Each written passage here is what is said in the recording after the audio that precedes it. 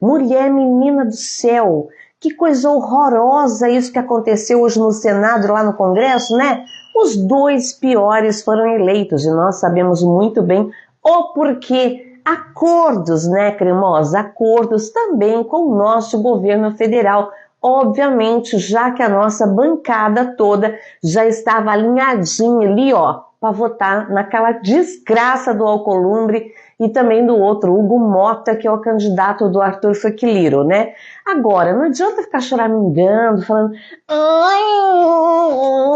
o governo federal vota tudo com excremento direito. Fazer o que se a população não sabe votar, não é, meu amor?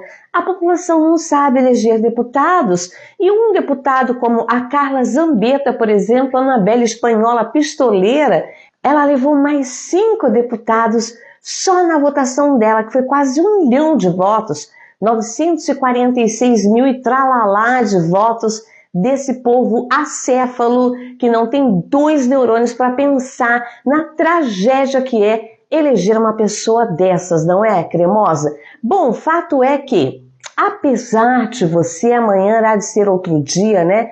O Davi Alcolumbre disse na Globo que não vai pautar anistia para bandido. Já o Flávio Rachada, né, também deu entrevista na mesma Globo, dizendo que sim, eles vão pautar na Câmara dos Deputados, porque afinal de contas foi ali um acordão entre eles, né, de votar por esses dois aí, e eles também votarem para anistiar os bandidos do dia 8 de janeiro. Aí o Rachada deu um exemplo tão fútil, tão baixo, tão desconectado da realidade, como todo esse excremento direita é, dizendo: imagina você pegando 17 anos de cadeia por pichar a estátua da justiça lá nos 3 poderes com um batom, referindo-se a tal Débora Oliveira, bem feito para Débora e para a família dela, porque não se trata disso, não se trata de lá rabiscar a estátua não, viu, querido? Trata-se de uma tentativa de golpe de Estado. Então vamos pôr os pingos nos is. Essa gente pegou foi pouco tempo de cadeia, tá bom? Deveria ter pegado era 30 anos, porque contra 60 milhões de votos, ninguém pode atentar contra a democracia. Nós elegemos Lula e nós elegemos o Congresso, infelizmente, e o Senado também. Agora, Cláudia Cremosa, a boa notícia é que Anabelle, a pistoleira, vai voltar a cuidar dos banheiros na Avenida Paulista. Eu trouxe imagens para você, que é para você debochar e ir direto para o inferno junto comigo, tá bom? Amém, Glória? Tem pessoas responsáveis por algumas tarefas. Eu sou responsável por controlar o banheiro. Algumas pessoas... Mas como assim controlar o banheiro? A Fiesp liberou o banheiro pra gente. Então a gente tem uma lista, só pode entrar quem tem o nome na lista. A gente vai permanecer no acampamento até o impeachment sair. Tá? O intuito dele, do acampamento, é o fora PT, independente de que forma acontecer. De quem que é esse boneco? É o boneco do nosso movimento, do movimento nas ruas. Ah, é? É do seu movimento? Do meu movimento. Quem é que mandou fazer? Mulher, pelo menos para cuidar de banheiro tu prestava, né, Anabelle? Agora que a PGR acaba de pedir a prisão de Anabelle, eu quero ver para onde é que ela vai correr. Curta, comenta e compartilha este vídeo, Cláudia Cremosa. Também deixa o seu like, inscreva-se no canal, deixa o seu coraçãozinho, comenta também o vídeo, amém? Glória, Glória. Ai, babei, tia triste e feliz ao mesmo tempo. Galera, o senador Jorge Cajuru detonou Gilberto Kassab após ataque contra o presidente Lula e contra o ministro da Fazenda, Fernando Haddad. Gilberto Kassab é secretário do governador bolsonarista de São Paulo, Tarcísio Gomes Cara de Coruja Seca de Freitas, o privatista, e comanda o PSD, partido que tem vários ministérios no governo federal. E essa semana ele decidiu colocar as asinhas de fora e mostrar que está querendo mais poder. Ele atacou o presidente Lula, dizendo que se a eleição fosse hoje, o presidente não teria condições de vencer, e chamou o ministro da Fazenda, Fernando Haddad, de fraco. O senador Jorge Cajuru deu-lhe uma resposta, vou trazer o vídeo para vocês, mas antes eu só peço o comentário no vídeo, a curtida e o compartilhamento para que chegue a mais pessoas. Acompanhe. Vossas Excelências, aqui de Brasília, Escuta. fala o seu empregado público, um simples ser humano, Vai escutando. Jorge Cajuru, jornalista, apresentador, 50 anos de carreira nacional. Era E hoje bolsonarista, estou senador da República. mas não é mais. Não gosto de fazer isso não, até parei, fico mais na minha e tal.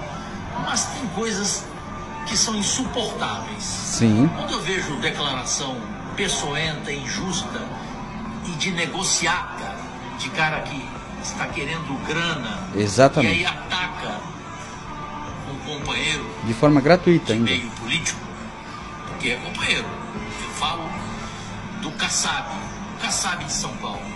Esse ser, para mim, desprezível. Mas é mesmo. Lixo não reciclado. Nunca gostei dele, sempre bati nele. Também nunca. E esse cara não sabe. Gente, na boa mesmo, ou eu não entendo na dica de nada de patriotismo, ou tá muito bizarro. Você vê brasileiros chateados com a frase que diz que o Brasil é dos brasileiros. Nós estamos vendo parlamentares que deveriam defender o Brasil, dizendo que é um absurdo você utilizar um boné com a frase que diz que o Brasil é dos brasileiros. Alô? Alô? E que mundo nós estamos, gente? Brasileiros chateados com a frase que diz que o Brasil é dos brasileiros. Tudo bem. Tem alguns que amam mais os Estados Unidos do que o Brasil, isso aí tá nítido. A gente viu aí políticos colocando o boné dos Estados Unidos aí utilizando, dizendo que é para tornar a América grande de novo, né? Tornar os Estados Unidos grande de novo. Agora, você vê... Mas, gente, é o seguinte, eles estão chateados com a frase que diz que o Brasil é dos brasileiros, bicho. Ao atacar essa frase aí, cara, os bolsonaristas, os vira-latas, estão mostrando de que lado eles estão e definitivamente não é o lado do Brasil. Em nenhum país do mundo, eu repito, em nenhum país do mundo você vai ver políticos utilizando o boné dos Estados Unidos, cara. Não vai ver, cara. Você só vê aqui no Brasil. E, sinceramente, se eu estiver errado e essa galera aí tá certa, então a gente chegou no fundo do poço sem tamanho. Não tem como sair mais desse fundo do poço que a gente entrou para os bolsonaristas estarem corretos.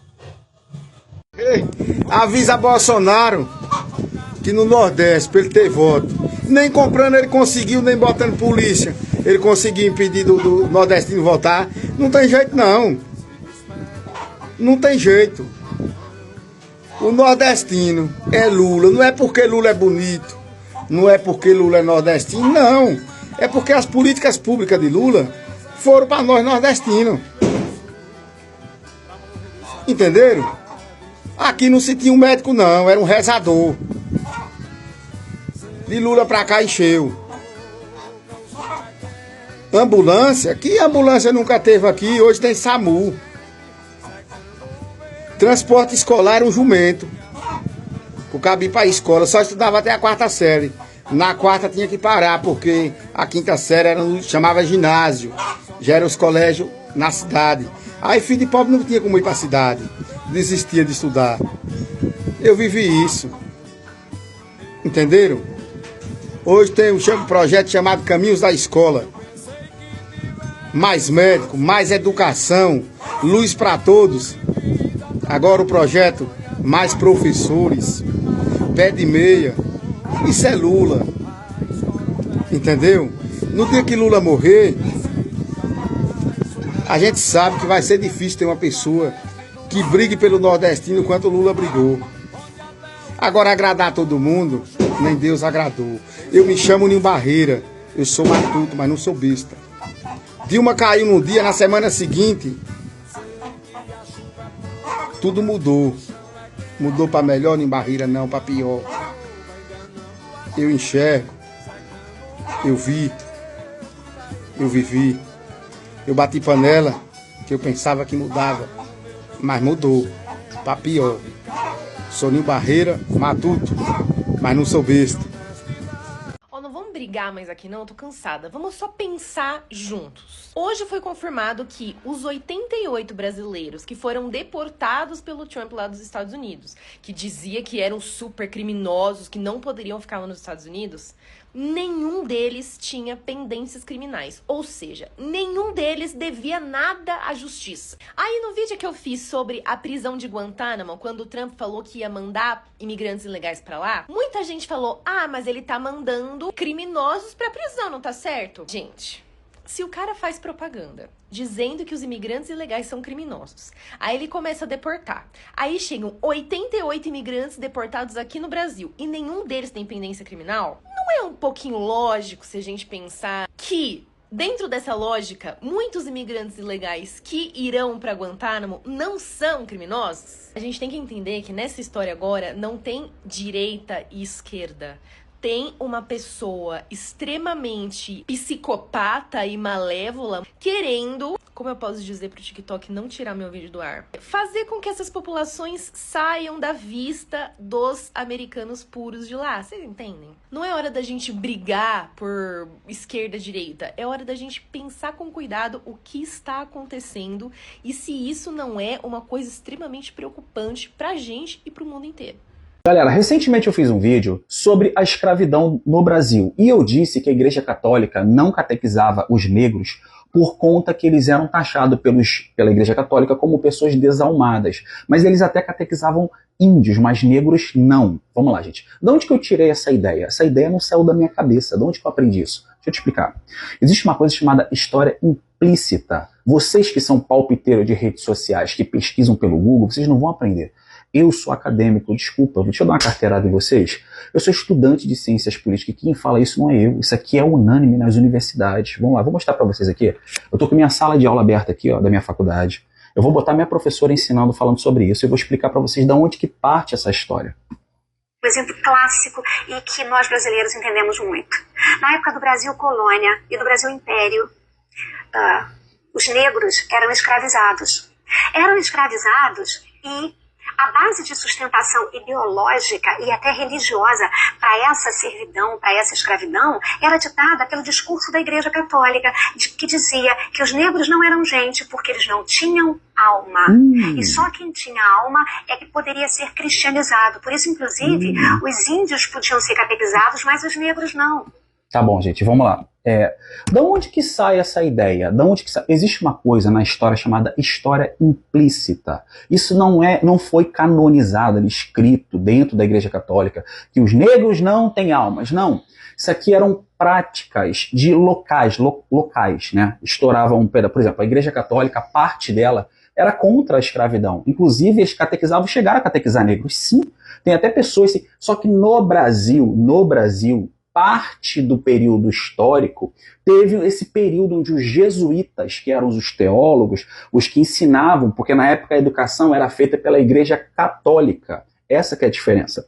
E tem relatos de pessoas que foram escravos daquela época e descendentes até hoje que relatam a Igreja Católica ensinar. Vou te dar um exemplo bem básico, vamos lá.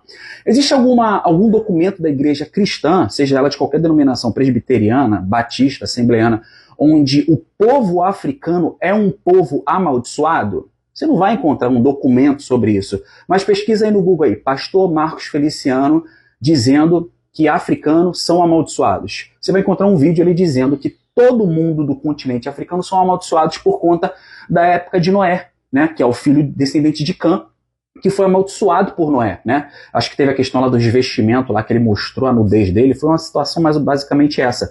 Você vai encontrar um documento da igreja dizendo que os africanos são amaldiçoados? Não, mas na prática, hoje, nós vemos isso aonde? Na própria internet. Na época não existia internet, não tem esses registros. Só que isso é unânime nas universidades, por conta de relatos de escravos que passaram naquele período e que passaram as histórias de um para o outro. Isso não sou eu que estou dizendo. Isso aqui, gente, só para você ter ideia, a Igreja Católica ela dividia opinião sobre a questão de escravidão. É óbvio que a Igreja Católica muitas vezes se posicionaram contra a escravidão. Só que só para você ter ideia, o Papa Nicolau, que é o Papa V, né, ele foi a favor de um povo específico. Vamos lá. A bula papal de 1452 dava a bênção papal de Nicolau, Papa Nicolau V, para capturar, derrotar e subjugar os sarracenos, pagãos e outros inimigos de Cristo, e colocá-los em escravidão perpétua e tomar todas as suas posses e propriedades. Isso aqui é da história. Isso aqui está relatado dentro da Igreja Católica. É óbvio que você vai encontrar diversos papas falando sobre contra a escravidão. Só que na época, só para você ter ideia, aqui no Brasil, o negro ele era proibido de estudar. E onde que rolava a catequização? Era dentro das escolas. E outra coisa, a catequização que tinha da Igreja Católica dentro dos negros era para subjugá-los, era para controle, era totalmente diferente da forma que era feita com os índios. Então é isso, tá bom, gente? Vamos, assim, desculpa, cara, eu não vou falar o nome dele, né? Foi ele que fez esse vídeo, ele é um cara inteligente, gosto dele, mas assim, você é palpiteiro de rede social, você estuda pelo Google, nós estudamos de forma acadêmica, tá bom? Essa que é a nossa diferença, beleza? Aqui são professores que, ó, tem anos de história, conhece todo o contexto. Não é você que em 5 minutos ali pesquisou e não encontrou e tá dizendo aí, querendo lacrar em cima de mim. Tamo junto.